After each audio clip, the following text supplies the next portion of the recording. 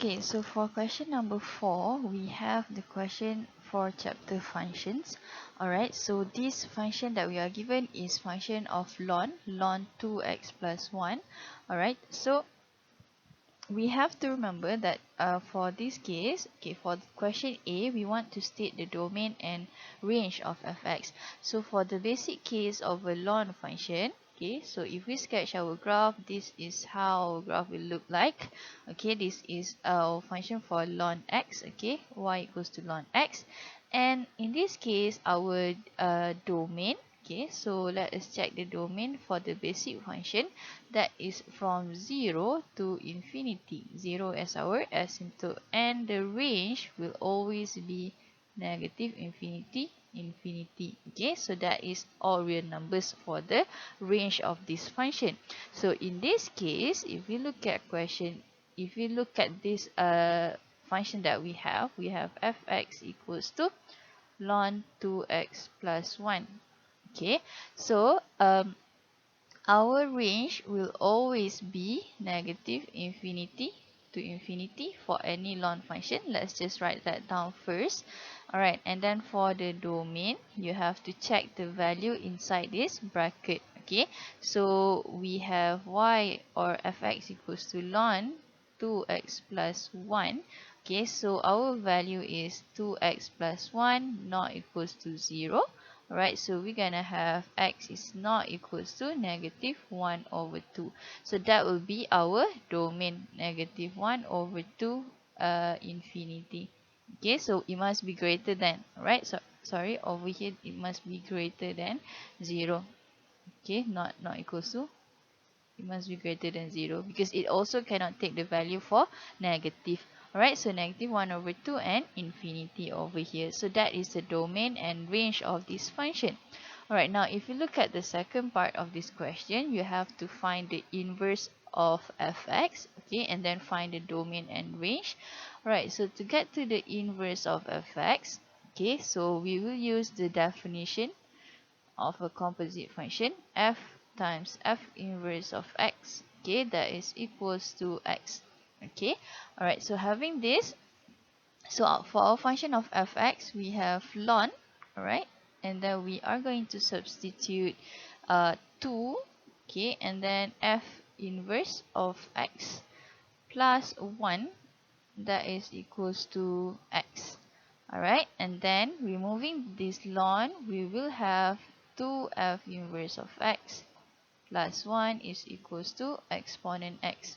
Okay, so to get to our f inverse of x, we will have over here exponent x minus 1 over 2.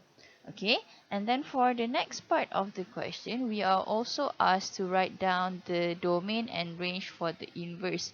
Okay, so the trick over here is we understand that, okay, when we have our fx, okay, and then our f inverse of x, f inverse of x, okay, so the domain and range is the opposite. Alright, so the domain and range is the opposite. So domain over here, okay, domain of f over here and range of f over here, and here is the domain and also range.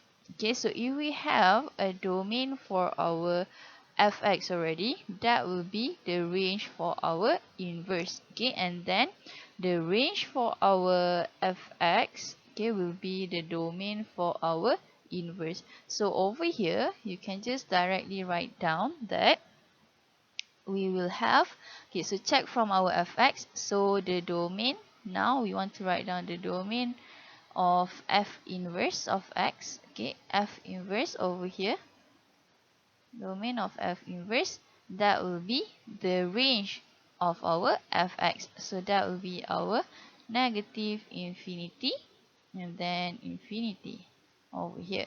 Alright, and then the range of f inverse of x, that will be our domain from our domain over here, so that will be negative 1 over 2 infinity. Okay, so can you see that I just switched these two terms? Okay, so the range will be the domain, and then the domain will be the range for the inverse function. Okay, and then for the next part over here, we are also asked to find the value of x, okay, value of x for which f inverse x is equals to 0. So if f inverse of x is equals to 0, meaning that we are taking this function over here, exponent x minus 1 over 2 equals to 0. So we will have that exponent x is equals to 1. Alright, because okay, so by rearranging, we will got exponent x equals to 1, and then we will have that x is equals to 0. So that is for part B. Okay, so we have already obtained the value for x when f inverse of x equals to 0. Now to sketch for this graph, okay, always remember that just now I already told you that this is the basic graph of ln x. Alright, and if we recall the basic graph for our exponent function, or the inverse of this one, that will be something like this. Okay, it will go upwards like this. Okay, so this one is y equals to exponent of x over here. Okay, so this will be our function, our graph. Right, so we look at this one. This is our f inverse of x. Okay, the first one, this is our f inverse. Okay, let me highlight that. Okay, this is the graph for f inverse of x. Okay, the one that curve outward like this. Okay, and then the other one, this one, if I take that in green, for example, this is the graph for f. Okay, so if you look at these two lines closely, we have this asymptote line. Okay, so if we take from function of f, the asymptote line is at negative 1 over 2, because our domain start from negative 1 over 2 to 0. Okay, and then for the inverse function, we have that the range is from negative 1 over 2 up to 0. So I hope this one, sorry. So I hope you are clear with this sketching of this graph. Okay, and the most important part is you also need to show that you have this line y equals to x over here. Okay, so please look closely at this graph and try to sketch your graph. Alright,